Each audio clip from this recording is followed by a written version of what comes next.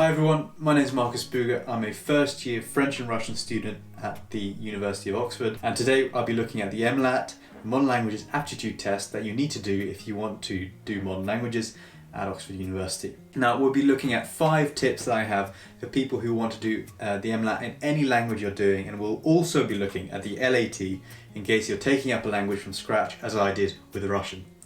Alright, let's get into the action. So, the first thing is vocab. Knowing exactly the words you need to fill in the page can help you gain the marks even if you don't know the grammar. Because if you know the grammar and you don't know the vocab, you end up not being able to fill anything in the sentence. And when you speak a language, learning the vocab is so important, because even if people don't know that you're not saying it correctly, they know what you're saying. Number 2 is building the blocks. So what I mean by that is kind of subject, object, transitive verbs. They're so boring, I know, but learning them, they only take 10 minutes to kind of look at.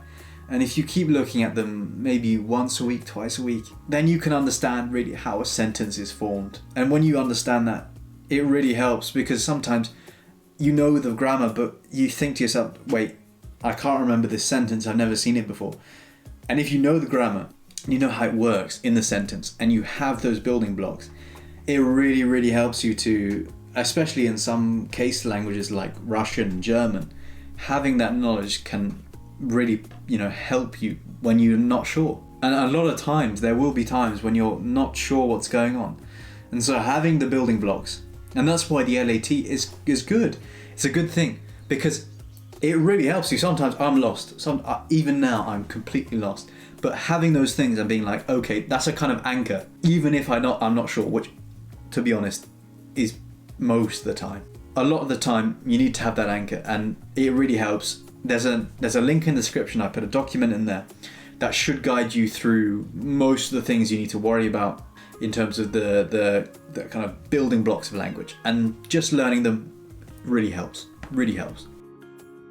Another thing is listening a lot to the language. I know everyone says this, but listening, the news is incredible, but if you're listening to the news and you're not really interested, there's no point, it'll go past you. I know people say immerse yourself, but if you're sitting there listening to words that are not going in, sure, you'll understand the tonality, but you won't want to know what it's for. And I bet you if there are things you're interested in, people in another country that you're studying in this test will also be interested in that.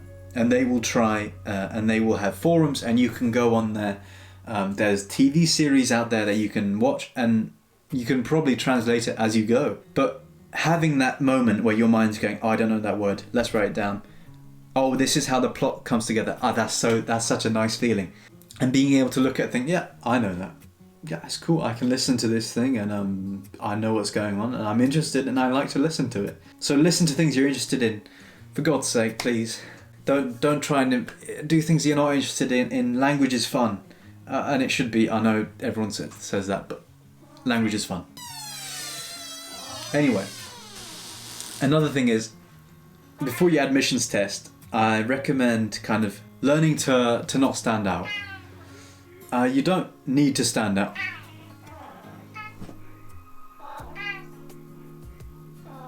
Look at my cat. Hold on. Try not to stand out. So that's number 4. Now, don't try to stand out. What do I mean by that? It's basically get the foundations down for this test. And when you get the foundations down, it just helps so much. Because when you're just doing it, being solid in this test. Don't try and embellish your sentences too much. Get the meaning down. You can, but sometimes it can backfire, and your sentence loses its meaning, or fails to convey the full meaning of what you're trying to say. Show off when you're in the interview. Show off there. Show off what you know, and that's where it'll count. Here, having the marks will count, whereas there, it's what you know and what you're interested in that will drive the tutors to be like, oh, okay, this person has some serious kind of interest in this. Whereas in this, it doesn't come through. In this, you need to be good. You need to be very good. And that's the point of this. Because if they were only interested in personality, then a lot more people would get through. But they need you to be solid. They need to see that you can work hard and you can get things correctly. You can get things correct. Number 5 is probably one of the most important.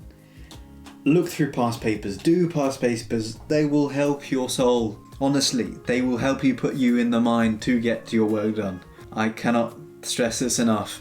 If you go into the test and you haven't done that many past papers, you're not going to know what's going to come up, what the type of the questions are going to be like. And doing them beforehand just helps so much to get yourself in the zone, to know what's going to come up. So number 1, vocab. Number 2, understanding the sentence. Number 3, listening to your target language, whatever that is. Number 4 is don't try to stand out. And number 5, try and just learn and do those tests and really get them down. So those are 5 things. Let's go on to the LAT and let's do a couple questions and we'll get through them. All right. So basically, let's go here. Bang, bang, bang, bang. Right. Pelaya. That is the beginning of the sentence. So you have the made-up language on the left, the English translation on the right. You know this. Because I know you're special. I know you're out there. I know you're special. So, Pelaya, the feminine of actress, the feminine of, actor. And you can tell that's because of the Pelaya, Peloy. And you can see the difference is just the Pelaya, Yaya. Over the Peloy, another key sentence is that this is a nominative. Sometimes there is no word order. Whereas in this one there is subject, verb, object.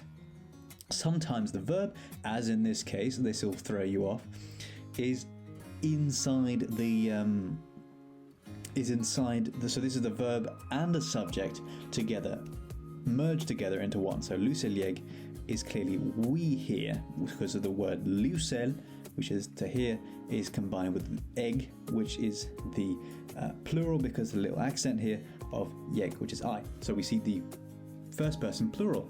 Isn't that clever? And then we can also see another thing is we see that there is an effect by the subject onto the verb. The verb changes into a plural. It doesn't matter whether it's feminine or masculine subject. It changes the verb no matter what. Now, the difference between the plurals, here we have piloyayi, which is actors, does not have the accent, whereas the feminine does. Very clever. And this allows us to do this. Now, bokoi, we can look here for bokoi, bokoyi, rooster, easy. So let's turn it into the subject. Let's get the text up. Bang, bang, bang. So, the rooster. Kukel, you know this, you've seen this. Sees the hens. How do I know this? Because bokayayi, plural of boko yayi, which is the hen. With the little accent, turns into plural. Rooster sees the hens. Finally, let's do the next one. And in the next episode, if you guys want me to, I can do the whole LAT, and together it's going to be fun, I think. But yeah, so the next one we'll do all of it. So Kalaya, the waitresses. How do we know this? The actresses. Where is it? The waiters. The waiters, Kaloya. Kelayayi is the feminine of that. So feminine plural, mogile. And this is clearly a plural verb of the verb like the book. How do we know this? Redai, you can already find it somewhere. There it is. Redai, the book. So that's how you go about that really quick. Hope you guys enjoyed, and let me know in the comments below if you guys want to see more of this type of video. If you want me to just do commentaries, just do whatever you feel like, just let me know. Like, subscribe, share. And remember, everything is educational. No money from this. So thanks so much for watching, and I'll see you later.